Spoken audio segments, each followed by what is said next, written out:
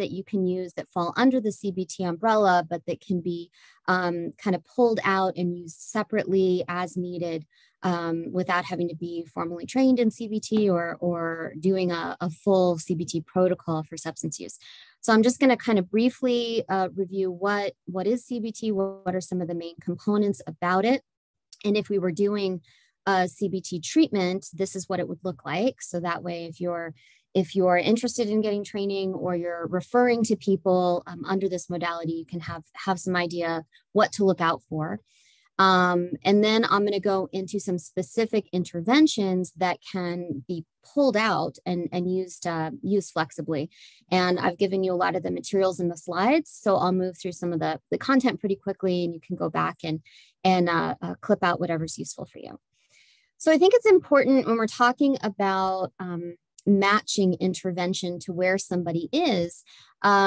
Relapse prevention skills are really super helpful once people are established in action, meaning they're actively making changes in their use behavior, and they're moving into the maintenance phase, which is sort of how do I keep this change that I've started? How do I keep it going, and not fall back into that relapse pattern?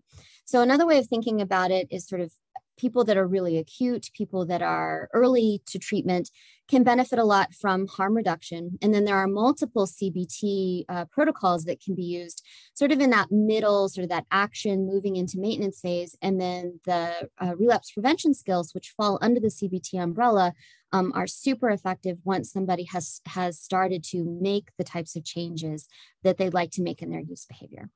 So what is CBT? What is cognitive behavioral therapy? So it's a talk therapy that really is instrumental in teaching patients the links between their thoughts, feelings, and behaviors.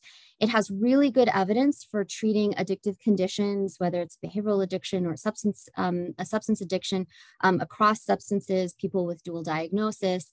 It has really good effectiveness. So this teaching of how to understand what I'm thinking is contributing to what I'm feeling and how that contributes to the behaviors that I engage in, including my use behaviors, is really valuable skill set that people can apply to being able to make the kinds of changes that they want in their recovery. The other nice thing about CBT is it's highly flexible. It can be implemented in a lot of different settings. It can be sort of a full protocol that has sort of a traditional set of interventions that are going to be provided over the course of several weeks to months. But you can also break up little pieces of CBT and use those in a single session, or use those in a walk-in or kind of first time meeting somebody. So the skill set is highly flexible and can be used or integrated with other things. Even when it's administered in its sort of gold standard format, it is still intended to be a short-term focused treatment. So unlike other therapeutic modalities, CBT should really start to show some improvement within a relatively short amount of time. Most people, we start to see improvement around like 6 weeks. So it is really nice in the sense that people can get better pretty quickly when given CBT.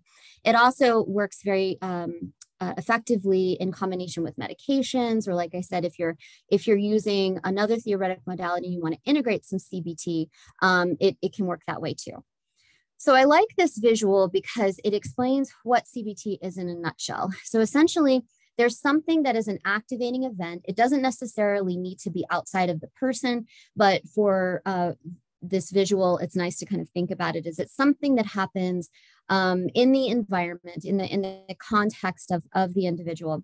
So a good example would be if you're driving down the freeway and somebody cuts you off in traffic. So that's something that happens in your environment. Well, the first thing that typically occurs, although people may not be fully aware, is they have a thought. So the cognition comes online first. So we have this thought, which then cues up the emotion. So somebody cuts me off in traffic, I may have the thought like, you jerk, and then it's going to cue up an emotion of anger. Well, my body's also going to respond as part of that emotional experience. I'm going to have physiological sensations that are correlated with or come along with anxiety and anger. And then the emotion and the physiology is going to cue up a behavior, which could be like tailgating or honking your horn or flipping the person off, right? So the behaviors are a predictable downstream effect, starting with that thought. Now, what we're teaching patients with CBT is that it's also bidirectional. So we can change the thought. We can start on the front end. We can get people skilled at practiced at noticing what their thinking is, and use various techniques to actually start to change that thinking so that it affects everything downstream, including the behaviors. But we can also start at the behavior endpoint and work backwards. So if we change someone, for instance, behavioral activation, they may not feel very good about something or motivated to do something. But if they just do it anyways, then typically it will change their emotional experience, and then their thoughts about that experience. So it can go both ways. So when we're doing CBT, we're really helping patients to become experts on their system and how these things work together, so that they can start to make the kinds of changes that they want and be more masterful and more skillful in their life. So when we're doing CBT, because we're teaching such a specific skill, in sort of gold standard CBT, these sessions are pretty structured, and the clinicians take an active stance. So it's not a passive intervention. Most standard CBT sessions are about 55 to 60 minutes, and that we divide that session into 20 sub-sessions, so 20-minute units. And I'm going to show you what that means here in a minute. So as a therapist, what you're really trying to do is less sort of traditional supportive therapy and more teaching and coaching. So we're not being non-directive and passive, but we're also not being rigid and machine-like. So somewhere in between, where we're listening to what's going on, what their needs are, but we're not letting that drive the bus. We're not letting that determine where the session goes, because we have an agenda and we have certain things that we want to cover. So the 20 minutes allow you to break it into 3 different parts. So the first 20 minutes of every CBT session is about setting the stage. So the very first thing you say, you don't say, how was your week? You say, today we're going to talk about, and then you go through the agenda. So right from the get-go, you're clear about what the purpose of today's session is.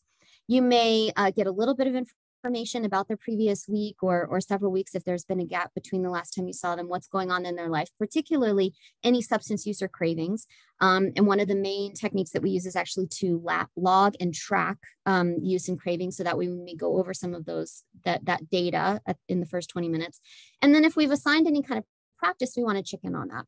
Because one of the biggest mistakes that CBT clinicians do is they might assign homework or they assign practice, and then they don't follow up on it. So then we're not reinforcing that the bulk of the change doesn't happen in the therapeutic encounter. The bulk of the change within CBT, and why it's such a useful brief intervention, is that people practice these skills outside of seeing the clinician. So they're able to implement it into their daily life and get a lot of logged hours with that new behavior.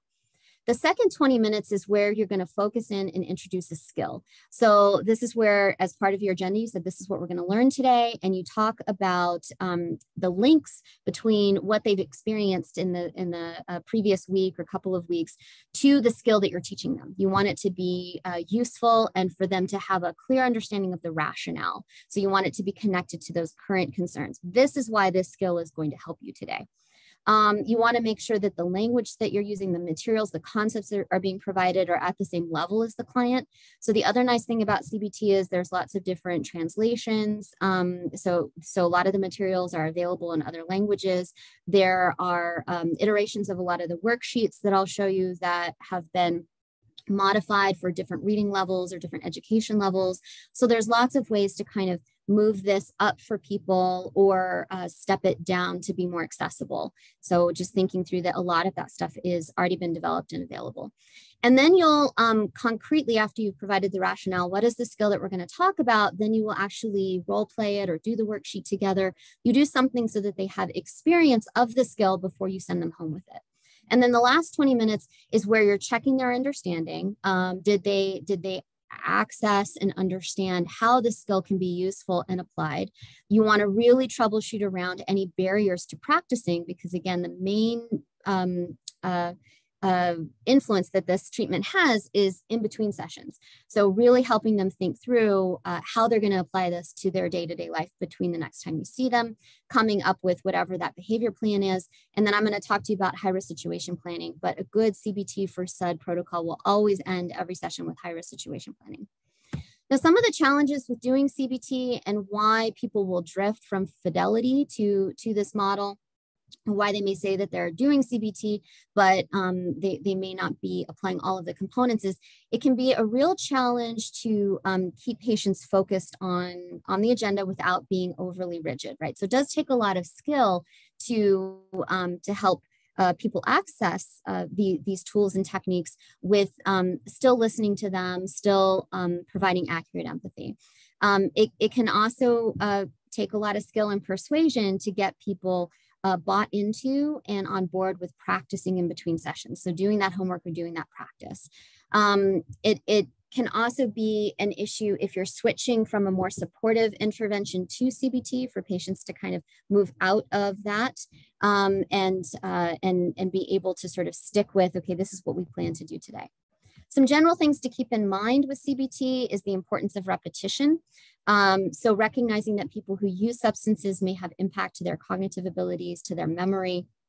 And also a lot of what has caused the problems with addictive conditions is habitual, right? So we're really asking them to break those habits and learn new habits. And that can take a lot of attempts and being willing to experiment with new behavior. So we want to be helping people to really see things in that kind of more concrete behavioral lens, rather than sort of relying on motivation or relying on their willingness to change, right? That's not what CBT is going to capitalize on. So it's okay to repeat whole sessions, parts of sessions, basically whatever you need to repeat so that they can access the skill. That's the important part.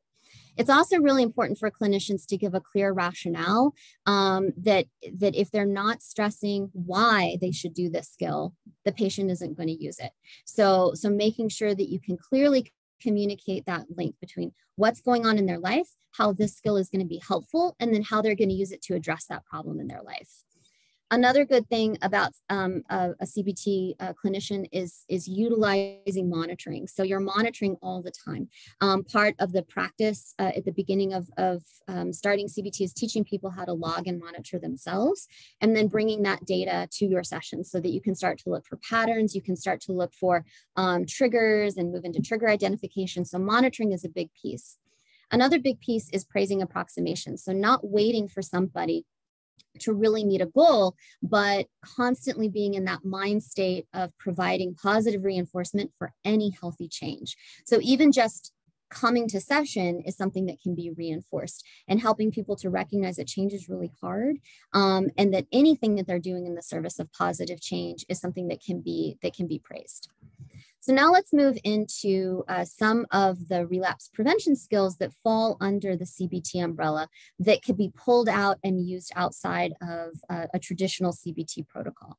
Now, one of the things that's extremely helpful once people are starting to make some changes with their use behavior and we're wanting to move them into sort of more long-term maintenance is helping them to understand the role that triggers have. And this fits really nicely within giving the overview of CBT, because it's all about helping to understand those links in the chain between a trigger, something that happens, and it could be externally in their environment, or it could be something internally. So a negative emotion could be a trigger that then cues up a distorted thought that is then related to an increased craving, which is then downstream connected to the use behavior. So helping people to identify what their triggers are internally and externally and come up with plans for how to manage that is a big part of how they can break down some of these habits.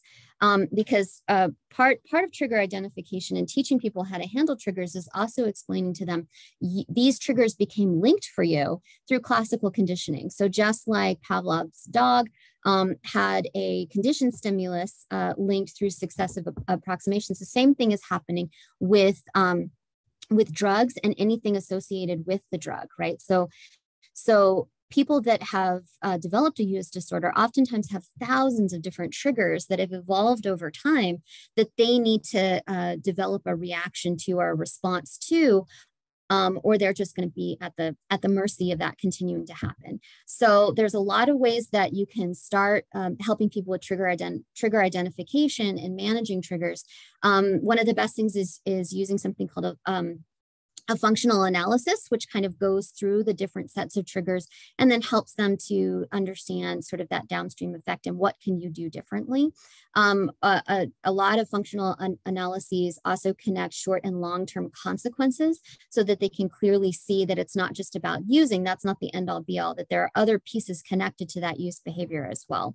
So this is an example of a functional analysis. So you can see on one side, we're doing the trigger identification where we're going through, who were you with when you used, where do you usually use, when does it usually happen, what are your internal triggers, so what are you thinking, feeling physically, feeling emotionally, and then sort of connecting that to the consequences, the behavior, and then the short and long-term consequences, and having a real nice discussion around where this fits into somebody's life and what might they be willing to do differently. Behavioral contingencies is another piece. So this is just helping people to understand that we all respond to consequences, both positive and negative. So punishment and negative consequences definitely can change an undesired behavior by decreasing it, but it tends to not be as long lasting, and it tends to not have as much of an impact as rewards. And so we know that substance use itself is a reinforcing behavior, right? So engaging in substance use itself, that becomes its own reinforcer. So we have to help people to understand how they can work with that. Now, from a provider standpoint or an organizational standpoint, you can create your own behavioral targets. It can be really helpful to do things like target attendance or target UAs or whatever makes sense, and then have some means of reinforcing that. Contingency management is a model that can be implemented in an agency or in an individual provider's work with a patient to provide some of those external reinforcers. But we can also teach patients how to do this themselves. So this is another way of using behavioral contingencies. It's called an alternatives to use table. So when we're kind of going through, okay, here are the short-term and long-term consequences of engaging in your use because you were triggered. Now let's talk about if you're in the triggering situation, what is it that you're actually getting out of engaging in that behavior? And then what could be some alternatives that would help you to get a similar positive outcome or positive consequence without using? So helping them to really think through kind of the nuts and bolts of what could they do differently, not just going without, not just saying no, but actually still getting that positive reinforcement, but through a different set of behaviors, right? And you can even do this within a harm reduction protocol. You can help people to start to approximate, okay, well, what would be still getting that positive consequence, but through less use or through safer use. Urge management is another one that's part of that chain, right? So once we've been triggered by something, recognizing that urge or that craving to use is going to show up as part of that chain. And so how can people start to work differently with that? Now, the first thing you have to do is help people to start to identify when an urge is actually occurring or a craving is occurring. And so you want them to start by kind of recording and tracking. And then what's the situation that triggered it, right? So here's an example of how you could do that. Here's another example of a logging sheet where people are sort of tracking their use behavior as well as their urges. And then what were the triggering situations? What were the thoughts, feelings that they had during that urge? So once you have at least a week or two of data and you have kind of some idea of an individual's pattern, then you can teach them a technique called urge surfing, which is where you help people to understand that urges and cravings to use are temporary. They're not going to last forever.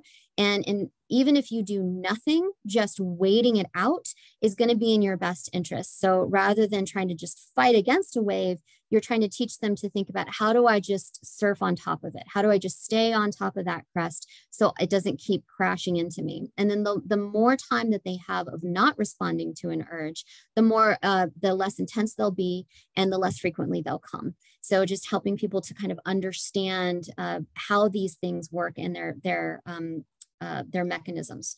Most urges typically peak between 20 and 30 minutes. So again, just teaching somebody, here's some things that you can do to distract yourself. Here's some things that you can do when this stuff shows up.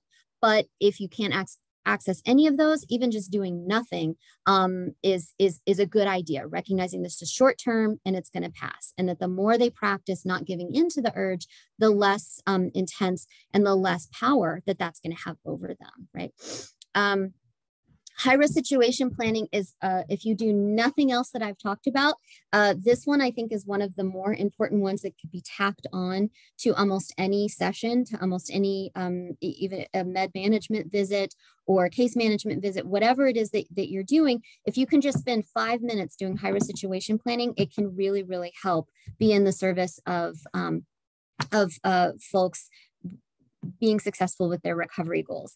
So what is high-risk situation planning? Well, it's just like how we have fire drills at work, or we have certain emergency plans that we've thought through. This is what you do in the event of. So when you're in that state with a lot of emotion, with a lot of intensity, you don't have to think. It becomes sort of automated. You already have a plan set out. All you need to do is follow that plan. So with high-risk situation planning, what we're doing is we're talking to patients about what are the high-risk situations in their life. It's usually social situations where they're around other people that are using or that are putting some social pressure on them to use the way they have in the past. And then what situations in their life are low risk? So those are typically situations where they're not likely to use, where they actually have strong supports or sober supports that they can be connected with, and then helping them to shift that balance. How much time do you actually spend in your high risk situations? How much time do you spend in your low risk? And how can we start to shift that balance so that the majority of the time you're in the low risk situations? Now, how can they start to do that? The first thing they have to do is identify what are the situations that are coming up for them. So at the end of a session, if you can print out a worksheet like this and just say, okay, between now and the next time I see you, what high-risk situations are coming up? What's something that you can anticipate is going to happen? Like, well, I know I'm going to be at my cousin's birthday party, and I know he always is carrying, and we've used together for years. So I know that's going to be really triggering for me. He's going to want to pull me aside, and we're going to want to use together. Okay, so let's write that down. Cousin's birthday party. And then you want to go through 3 different plans for how the patient can handle that situation, even including not going, right? Some people don't even allow themselves to think about, oh, I could just completely avoid the situation. There would be some consequences to that, but that is one option. Another plan would be maybe I go, but I bring a support with me, or I go and I'm able to call somebody if my cousin approaches me. So you can be really flexible and creative for what works for the person, but having them think through how are they going to handle that situation when they find themselves in it. And then you fill this out for any of the upcoming situations, and you have them keep this in their wallet or their purse, or take a picture of it so it's on their phone. So they have this available to them when they find themselves in that situation. And the next time you see them, you can follow up. How did that go? Maybe why did it work? Why didn't it work? Right? And you can kind of troubleshoot that. But this can be really helpful to have people start practicing changing those habits by thinking through what that plan is going to look like. Right? So really starting to counter that problem. So that's all I have on this particular topic. I think we're right at time, so I will stop sharing. Were there any questions about anything that I covered, or thoughts, concerns?